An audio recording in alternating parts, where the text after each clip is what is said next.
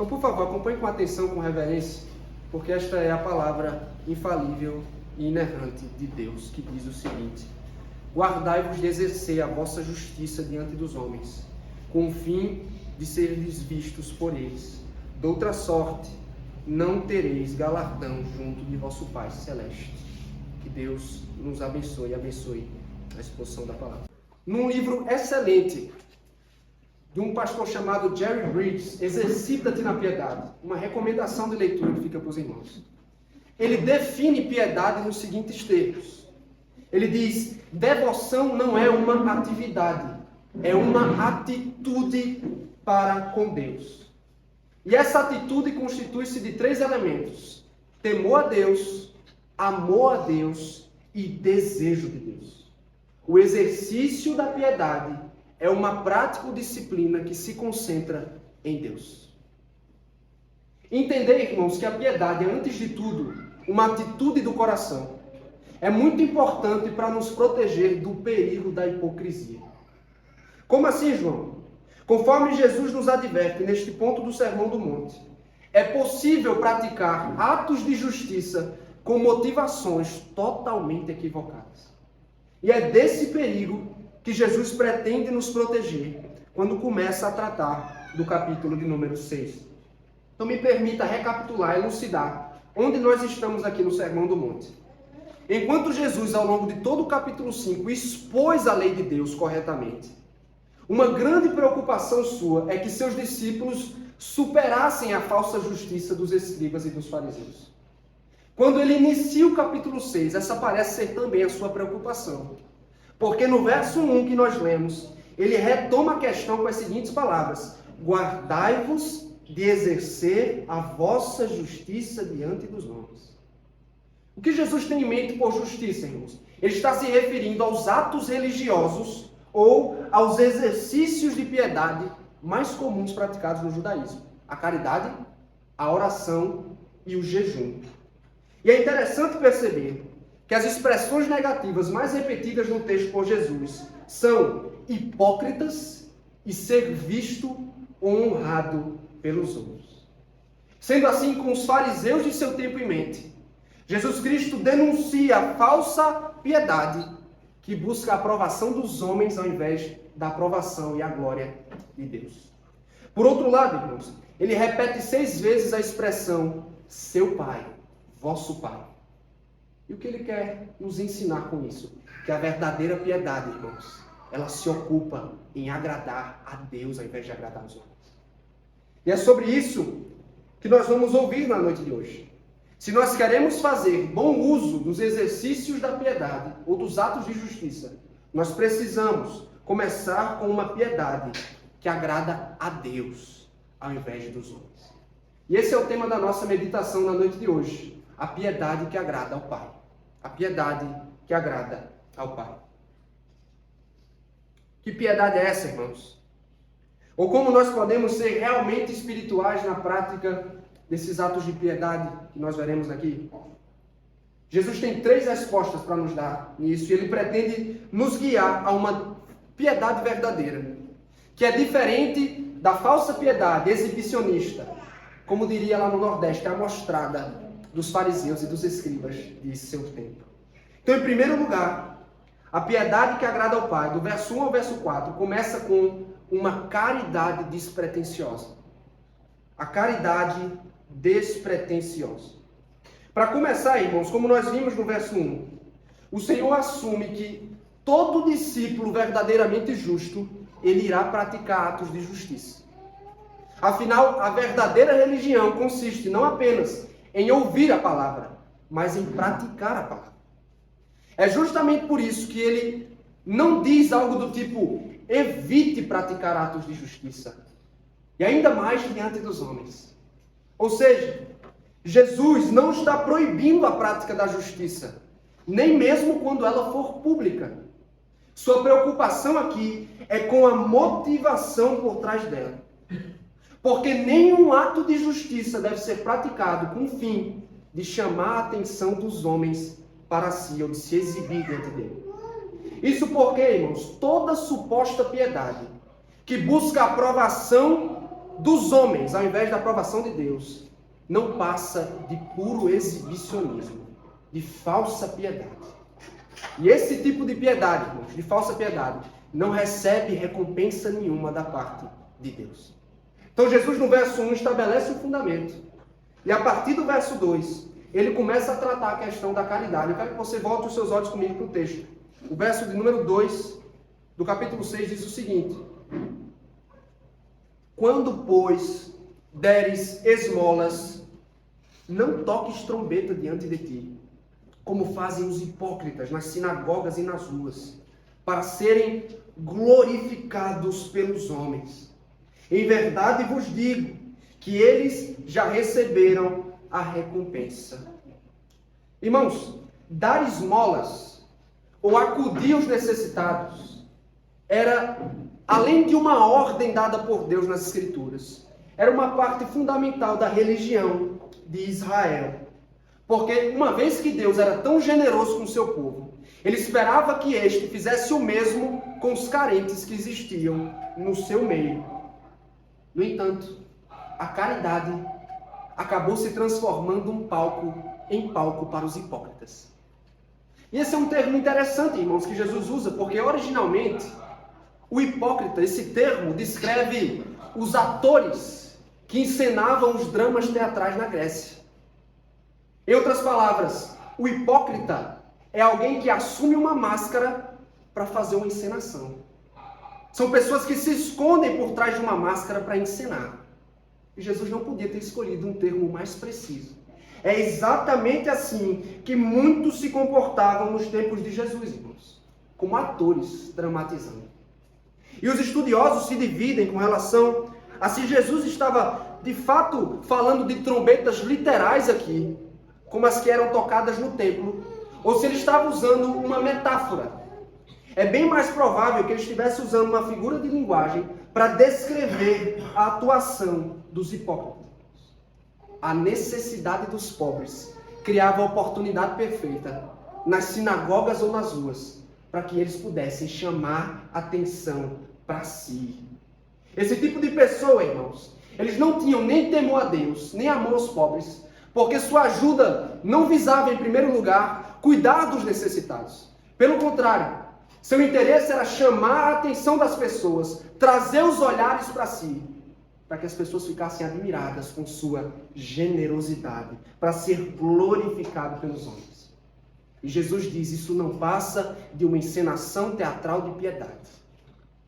Essa falsa caridade é movida por egoísmo, por desejo de afirmação, e a única recompensa que os hipócritas, que os atores podem esperar da parte de Deus, é o aplauso vazio das pessoas. Porque toda falsa piedade não recebe nada da parte de Deus. A única recompensa é a aprovação vazia e sem sentido das pessoas. Mas qual é, meus irmãos, a alternativa que Jesus apresenta à falsa piedade? Ele diz isso nos versos 3 e 4. Volta os seus olhos para o texto.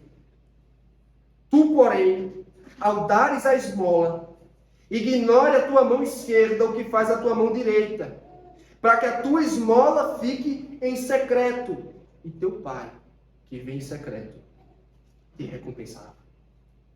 Depois de usar a metáfora das trombetas para descrever a atuação dos hipócritas, Jesus usa uma outra metáfora bem exagerada para descrever como se deve doar aos pobres de fato. E eu digo que a metáfora é exagerada, irmãos, porque pense comigo, é possível você esconder da mão esquerda o que você faz com a direita? Não é possível. Mas Jesus usa essa linguagem de exagero para dizer que a caridade precisa ser feita com total discrição, meus irmãos. É preciso manter discrição, não só em relação aos outros, mas também em relação a si mesmo. Por quê? Para não alimentar o orgulho e o exibicionismo que ele reprova aqui.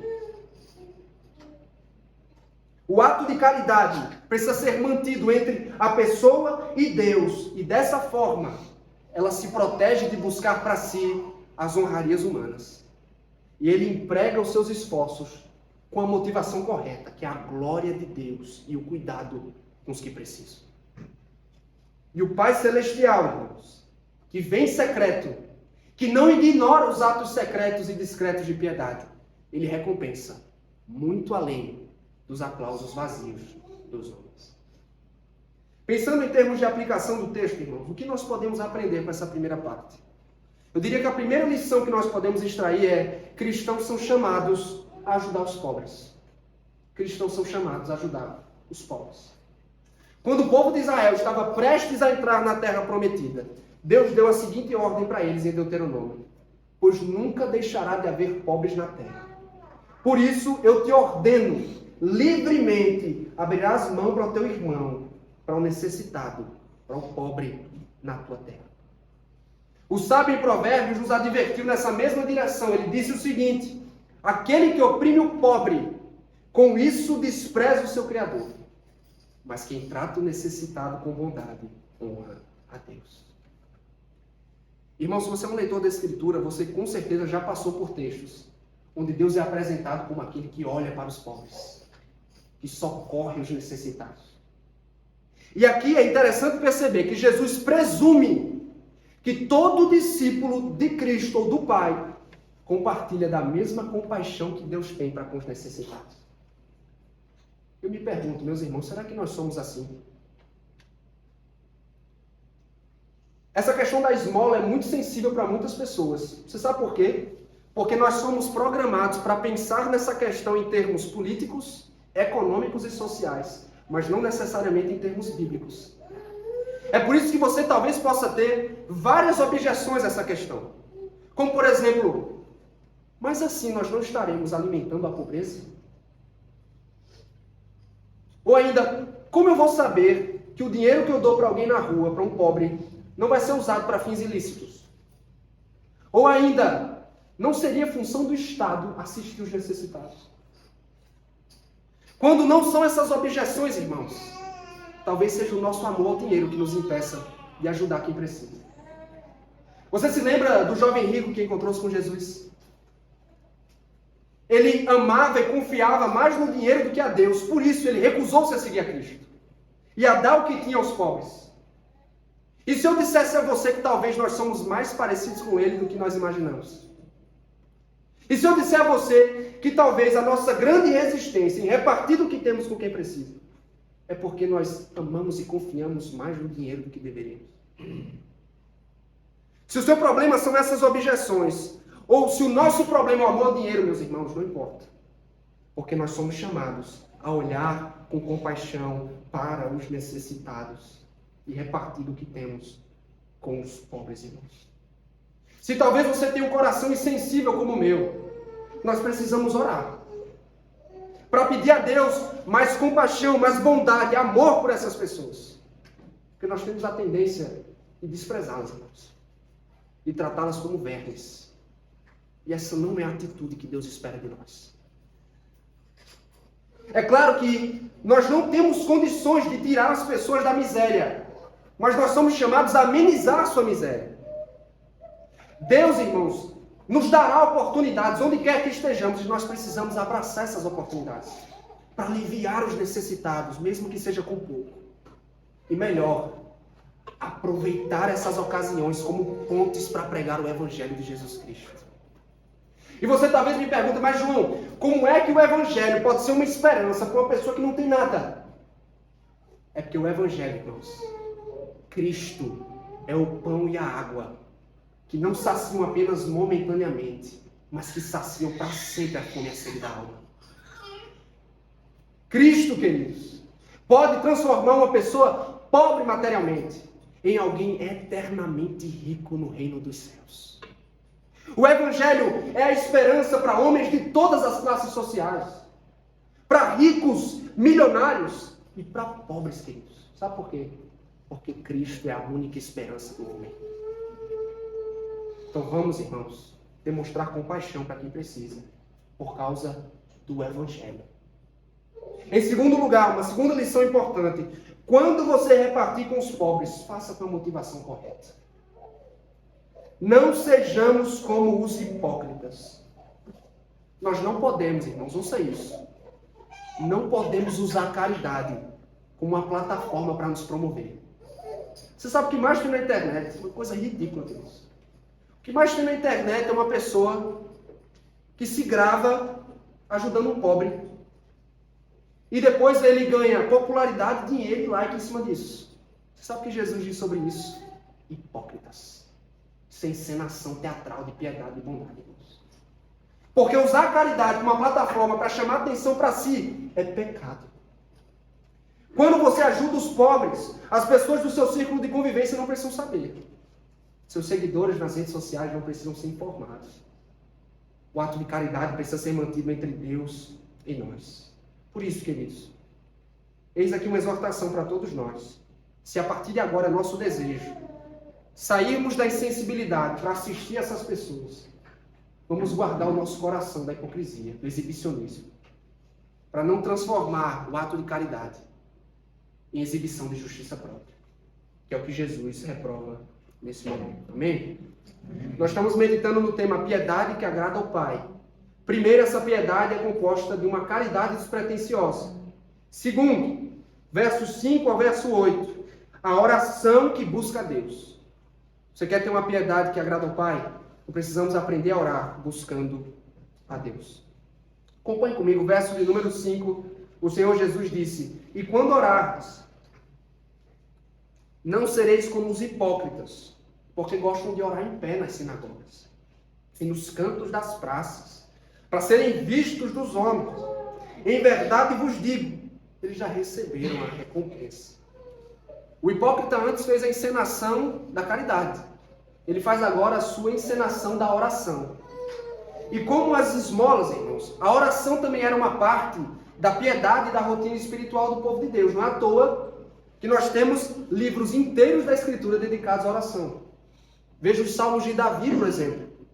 Sem contar que nós vamos encontrar também ordens diretas de Deus, dizendo que nós precisamos e devemos orar. Mas para os hipócritas, a oração era uma oportunidade de palco. Como assim, João?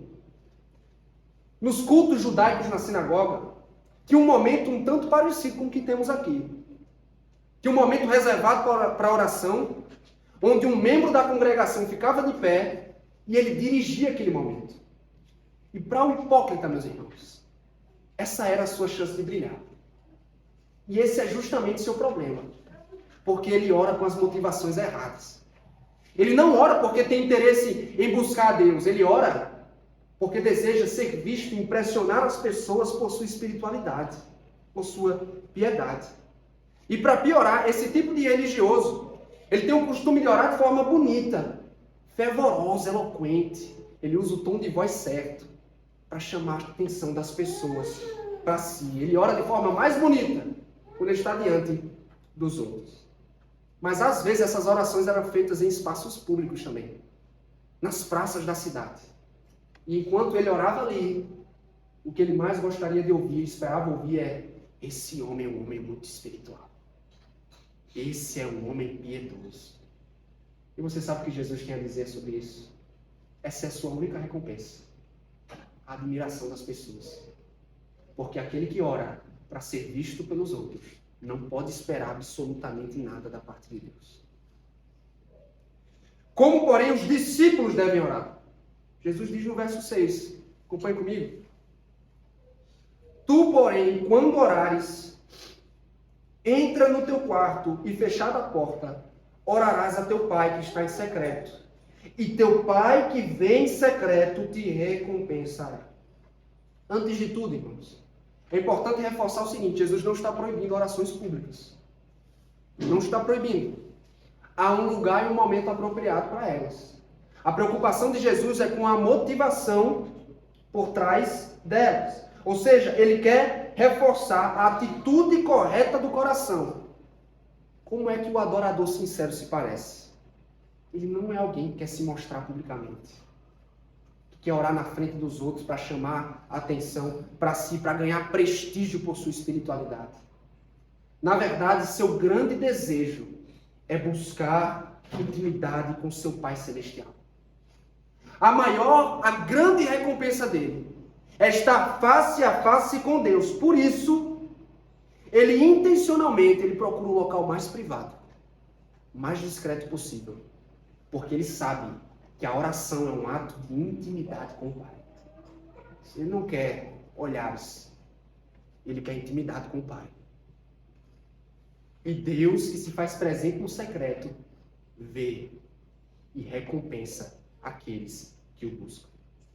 Só que ainda sobre a oração, Jesus tem uma outra advertência. No verso número 7, ele disse: e orando, não useis de vãs repetições, como os gentios, porque presumem que pelo seu muito falar serão ouvidos. Jesus não está criticando orações mais longas, irmão. Se você é alguém que costuma fazer orações mais longas como eu, minha esposa aí que às vezes fica brava comigo, Jesus não está criticando orações mais longas, tá bom? O que Jesus está fazendo é combatendo uma lógica pagã muito curiosa. Os pagãos acreditavam, irmãos, que o segredo da oração é o seguinte: você repetir muito e você fazer a oração mais longa possível. Se você fizer isso, as chances da divindade ouvir você crescem muito. Só que Jesus está dizendo, não é dessa forma. Por exemplo, nós vemos isso acontecer, você não precisa abrir. No relato de 1 Reis, capítulo 18, que conta o confronto de Elias com os sacerdotes de Baal, o texto diz lá que os sacerdotes de Baal clamaram, veja só, desde manhã até o meio-dia o nome de Baal, sem parar. Desde manhã até o meio-dia. E era assim, irmãos, que muitos oravam nos tempos de Jesus. Uma espécie de ladainha pagã. Porque eles acreditavam, se nós repetirmos muito, se fizermos orações extensas, aí Deus vai atender os nossos pedidos. Só que tem um problema muito grande, tem uma motivação errada por trás disso. Porque esse tipo de pessoa pensa que com orações grandes ele é capaz de manipular Deus. E Deus não pode ser manipulado. Mas se não podemos orar com vãs repetições, como é que o discípulo tem que orar então?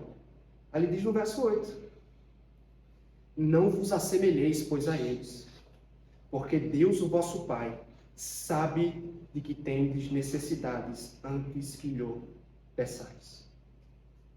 Ao invés de medo, irmãos, de desconfiança, como os gentios tinham, Jesus recorda: aqueles a quem você ora é o Pai Celestial.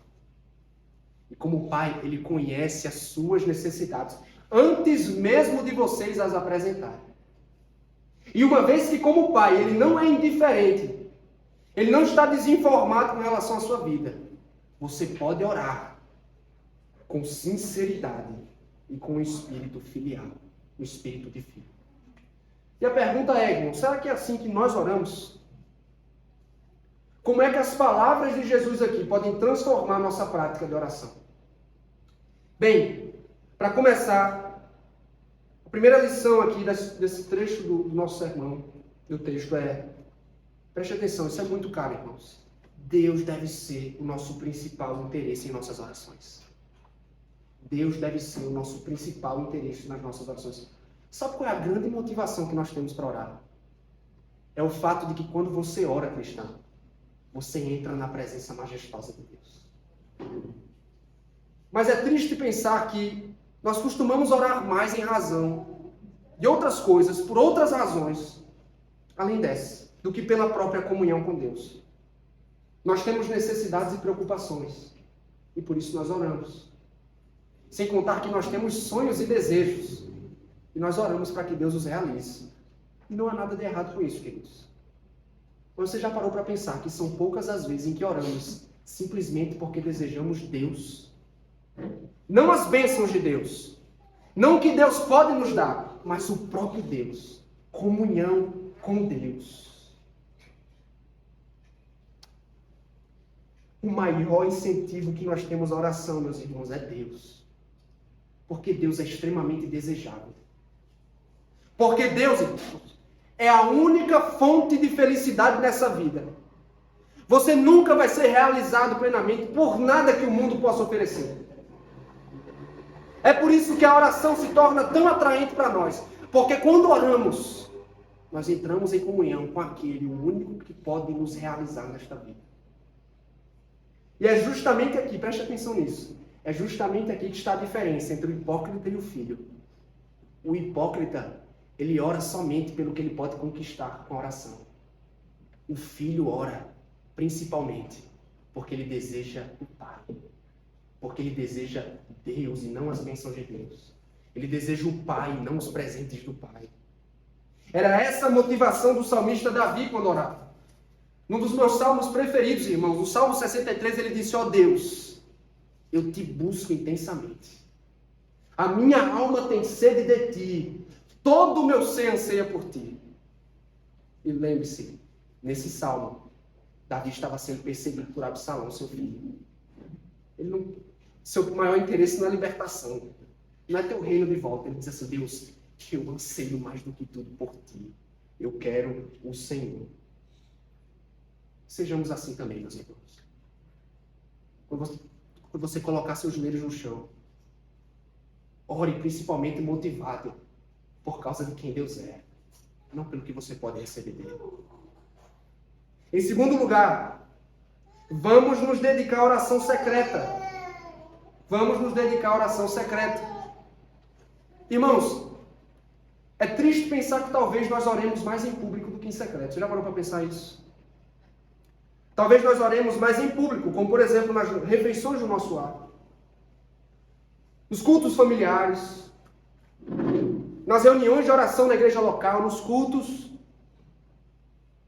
Mas, irmãos, como Jesus nos ensina aqui, a oração é um ato de intimidade familiar. Precisa de um espírito filial. E o Salvador, ele nos ensinou isso. Só que esse é o que há de fascinante com a pessoa de Cristo. É o que fazia ele ter autoridade com o seu ensino. Porque ele ensinava com as palavras, mas sua vida confirmava seu ensino. Jesus orou muitas vezes em público, mas ele orou muito mais a sós, em secreto. E nem mesmo a sua rotina ministerial, extremamente exigente, o impedia de ter momentos a sós com Deus. E se Cristo era fiel nesse dever, irmãos, que desculpa nós vamos usar para não ser? Nós não podemos usar a nossa rotina cheia como uma desculpa para orar. Eu sei que os filhos exigem muito de nós. Eu sei que as demandas da casa da mesma forma. Eu sei que o trabalho é pesado, meu irmão. Mas nenhuma dessas coisas pode eximi-lo do dever de encontrar-se com Deus a sós e cumprir o dever da oração secreta. Sabendo disso, meus irmãos, vamos reservar um momento para oração. Organize o seu dia e separe, no mínimo, um momento onde você esteja a sós com Deus. Não troque por nada, se proteja das distrações. E entregue o coração totalmente nesse momento. Cultive um coração reverente, devoto, confiante. Porque o Deus a quem oramos é Senhor, mas é Pai também. E como Pai Celestial, meus irmãos, Deus conhece as tuas necessidades e as tuas lutas, antes mesmo de você abrir a boca para apresentá-las a Ele. Por isso que você não precisa ficar com essa ladainha pagã sobre a qual falei. Você não precisa orar com repetição, pensando que dessa forma Deus vai atendê-lo e vai ouvi-lo. Não, meu querido. Deus já conhece as tuas necessidades. O que precisamos fazer, irmãos, é orar com sinceridade. Derramar o coração na presença de Deus. E eu diria, isso é importante, não se preocupe com o tamanho das suas orações. Não é a extensão da oração que vai torná-la eficaz. E é claro que quanto mais tempo você investir na presença de Deus, melhor. Mas não transforme isso numa regra. Tem muito cristão que acaba caindo para o legalismo porque transforma nisso uma regra. Toda oração, para ser uma oração abençoada e eficaz, precisa ser longa. Não é verdade, isso. Não é verdade. E isso nos leva também ao perigo da comparação. Querido irmão, ouça isso. Você não tem que ser como Calvino, como Lutero, que orava não sei quantas horas pela manhã. Você não tem que ser como o irmão fulano de tal, que orava, gastava tanto tempo. Não, meu querido, sabe o que você tem que fazer? Você tem que oferecer o melhor do seu tempo para Deus. O melhor do seu tempo para Deus. Porque a oração não é performance. A oração não é competição entre crentes. Quem faz mais, quem faz melhor, quem faz mais bonito, não, querido. Oração é um ato de intimidade com o Pai. Por isso, busque o Pai e lhe ofereça o melhor de seu tempo. E por fim, uma terceira lição aqui. Nas orações públicas, guarde-se do desejo de ser visto pelos outros. Guarde-se do desejo de ser visto. É fácil condenar os hipócritas. Meter o dedo na cara dos fariseus. Mas, meu irmão, nós também somos muito tentados a usar a oração para o nosso próprio benefício. Para chamar a atenção das pessoas para a nossa piedade. Isso me lembra uma parábola famosa contada por Jesus. Do publicano e do fariseu. Você lembra dessa parábola? Lucas capítulo 18. Jesus disse que o fariseu entrou no templo, cheio de si, o peito estufado. Ele colocou-se de pé em um lugar de visibilidade no templo e ele fez uma oração que ostentava a sua espiritualidade. Como eu sou espiritual. Como eu sou melhor que esse publicano e que muitos outros pecadores. Será que é assim que devemos orar dentro de Deus? Hein? Não. Nós oramos como publicano. Com humildade, irmãos. Diante de Deus e diante das pessoas. Por isso, tomemos cuidado com a hipocrisia. Nas reuniões de oração, no culto público, eu convido você, e eu falo isso ao meu próprio coração, irmãos, porque eu sei que mais do que qualquer um, eu oro muito em público. Então, essa é uma advertência, antes de tudo, ao meu coração. Nós temos que sondar as nossas motivações, irmãos. Nós temos que sondar o nosso íntimo enquanto oramos. Porque não podemos fazer da oração encenação. Escolher termos difíceis. Usar um tom de voz chamativo. Para chamar atenção para a minha piedade. Para o meu conhecimento. Para o meu vocabulário teológico. Não, querido. Da mesma forma, em ambientes mais pacatos, por exemplo, você vai conduzir o culto doméstico. Você vai participar de uma reunião onde você vai ter a oportunidade de orar. Ouça o conselho. Não use do momento de oração para impressionar as pessoas com sua oração bonita e profunda. Conduza as pessoas, por outro lado, a se impressionar com a beleza de Deus. Com a majestade de Deus. Com quanto Deus é desejado. O foco da oração é Deus, irmãos. Quando nós desvirtuamos ao ponto de chamar a atenção para nós estamos encenando como os hipócritas. Então vamos nos proteger da hipocrisia e de usar a oração como um palco para nós. Amém? Amém. O Heitor também está gostando aí do Tiago. Amém. A piedade que agrada ao Pai. Nós vimos em primeiro lugar sobre a caridade despretensiosa. Em segundo, sobre a oração que busca a Deus. E por fim, irmãos, sobre o jejum sincero. O jejum precisa ser sincero. Jesus chega ao último dos exercícios espirituais e ele diz o seguinte, verso de número 16. Quando jejuardes, não vos mostreis contristados como os hipócritas, porque desfiguram o rosto com o fim de parecer aos homens que jejuam. Em verdade vos digo, eles já receberam a recompensa. Me permita começar com uma definição simples do que é jejum. Na Bíblia, jejum é a abstenção voluntária de alimento com fim religioso. Tá bom? No calendário judaico, existia algumas ocasiões especiais de jejum, onde todo o povo era obrigado a participar. Como, por exemplo, o dia da expiação, o Ano Novo Judaico. Mas também, para além das ocasiões que eram determinadas pela lei, as pessoas oravam em arrependimento por seus pecados e em lamentação pelo mal ou alguma tragédia que acometeu a nação.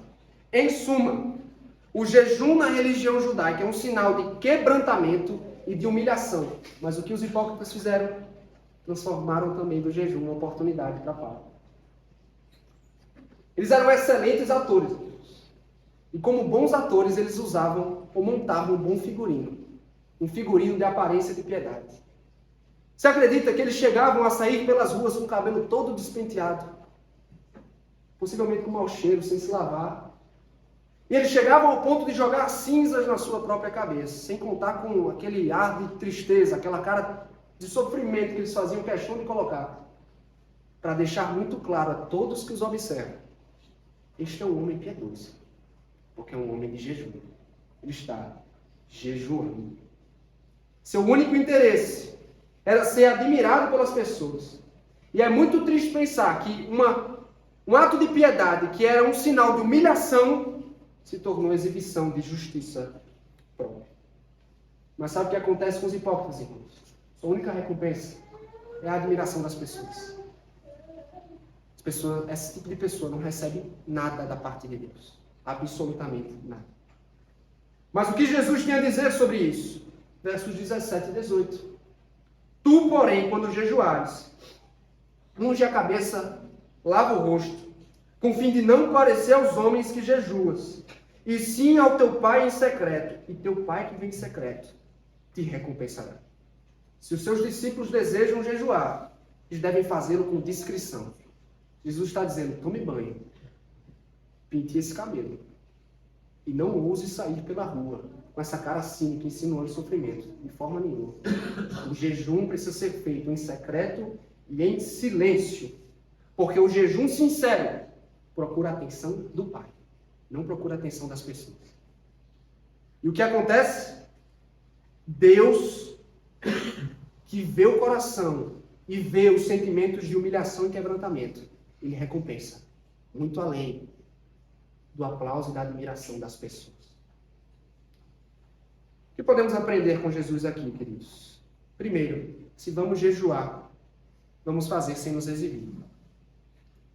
O pastor John Piper, ele deu uma definição muito interessante do que é jejum. Ele disse que jejum é fome por Deus.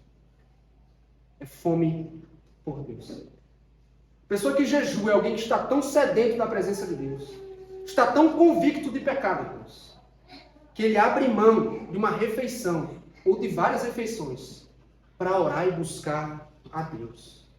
Embora o alimento seja fundamental para o corpo, Deus, a pessoa que está em jejum, sente mais necessidade de Deus do que de comida.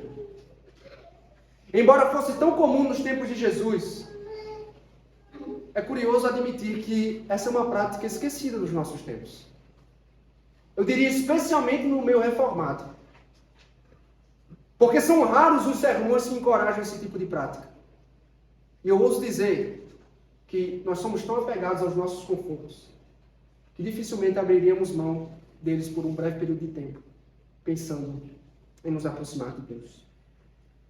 Mas a pergunta é, será que nós estamos dispostos a abrir mão desses confortos, irmãos? Do que sentimos mais fome ou necessidade? De Deus ou dos prazeres que temos neste mundo? Meus irmãos, nós precisamos ter fome de Deus. Você me pergunta, mas como iniciar a prática do jejum? Bem, você pode começar abrindo mão de uma refeição do seu dia, para investir todo esse tempo em oração, em leitura da Escritura, em meditação. Se você está lutando contra um pecado que tem ferido sua consciência, um pecado que o tem escravizado, meu irmão, o jejum é uma ocasião perfeita para você lamentar diante de Deus por seu pecado, para você rogar o perdão da parte dele e para pedir por vitória contra o pecado. O jejum sincero, irmãos, ele tem muitos benefícios e bênçãos a oferecer àqueles que o fazem fielmente. E porque Deus é a grande necessidade da nossa alma, irmãos. Porque Ele é a única fonte de verdadeira felicidade nessa vida. Eu e você, nós precisamos estar dispostos, assim necessário, a abrir mão das nossas necessidades físicas, irmãos, para sermos saciados pela presença do Senhor. Desejar mais a Deus do que a comida. Essa é a essência do jejum. Mas quando fizermos, irmãos, as pessoas não precisam saber. Não precisamos fazer propaganda do jejum. Sua aparência não deve anunciar essa prática. As pessoas do seu círculo de convivência não precisam saber que você é espiritual a esse ponto. Você não deve fazer propaganda, porque o jejum sincero é discreto. Ainda que seja uma marca genuína de piedade, ele não deve ser uma exibição de justiça própria. Porque se o nosso interesse está em Deus, nós vamos usar essa disciplina para chamar a atenção de Deus, para termos comunhão com Ele. E por fim, a última aplicação aqui do sermão. Não viva uma piedade de aparência. Não viva uma piedade de aparência. E essa lição, irmãos, ela não se aplica só à caridade, à oração e ao jejum. Ela se aplica a todos os atos de justiça não mencionados aqui. Com os fariseus de seu tempo, nós já sabemos, Jesus não pegava leve. Ele disse no capítulo 23 de Mateus, por fora vocês parecem justos, Mas por dentro, vocês estão cheios de hipocrisia e de maldade. E é o que acontece, meu querido, comigo e com você, quando nós encaramos a piedade apenas como atos externos e não como uma atitude do coração. Quando nós caímos nesse engano, nós passamos a acreditar que porque frequentamos a igreja no domingo, porque somos dizimistas fiéis, porque somos oficiais da igreja, porque pregamos, servimos no louvor, porque temos o hábito de ler a Escritura em casa. Talvez você seja um homem ou mulher de oração. Talvez tenha consumido, lido boas obras teológicas. Você se veste com decência, você ensina as Escrituras ao seu filho. Você evita consumir filme inapropriado, falar palavra torpe, frequentar locais inadequados a um cristão, sem contar que você ajuda os pobres e você jejua. Louvado seja Deus. São todos atos louváveis. Mas esses atos também podem ser encenados por um hipócrita. Alguém com um coração distante de Deus, que faz tudo isso para ser aplaudido e aprovado pelos homens. É o que queremos, irmãos. A piedade, como eu disse no início, é antes de tudo o concentrar do coração em Deus. É antes de tudo um coração que teme, ama e deseja a Deus e que por isso emprega a vida no exercício da piedade. Ou seja, é o coração centrado em Deus que nos protege e que os nossos atos de justiça sejam pura hipocrisia. Porque se o seu coração não estiver em Deus, meu irmão, você é um ator. Nós somos atores. Por isso nós precisamos nos perguntar o seguinte: por quem ou para quem nós exercemos a nossa justiça? Qual é a motivação para fazer o que fazemos? Porque se queremos viver uma piedade farisaica, basta viver de aparência. Basta viver para agradar os outros ao invés de agradar a Deus. Mas se quisermos viver uma piedade que agrada ao Pai, nosso coração precisa estar em Deus, para que os nossos atos sejam feitos para a glória dele e não para a nossa própria glória. Concluindo, queridos, devoção não é uma atividade, é uma atitude para com Deus, como disse Jerry Bridges. O exercício da piedade é uma prática ou disciplina que se concentra em Deus. Entender que a piedade é antes uma atitude do coração do que atos religiosos nos protege do perigo da hipocrisia. E é justamente sobre esse perigo que Jesus nos adverte aqui. E talvez você se pergunte: mas João, por que nós não precisamos seguir no mesmo caminho que os fariseus, que desejavam impressionar Deus e o mundo? Porque nós não precisamos conquistar crédito e prestígio por nossa religiosidade. E aqui está a boa nova. Por causa do Evangelho, queridos. O Evangelho está por todo esse texto. Sabe aonde exatamente? Quando Jesus diz assim: vosso Pai. Porque nós não precisamos conquistar Deus, irmãos. Porque Deus em Cristo é o nosso Pai. Antes, por causa dos nossos pecados, éramos inimigos. Nós estávamos distantes dele. E por melhores que fossem aos nossos olhos os nossos atos de justiça, nada poderia conquistar a aprovação de Deus, irmãos. Mas por pura graça, Deus sacrificou seu Filho para nos livrar da condenação eterna, e Ele fez mais.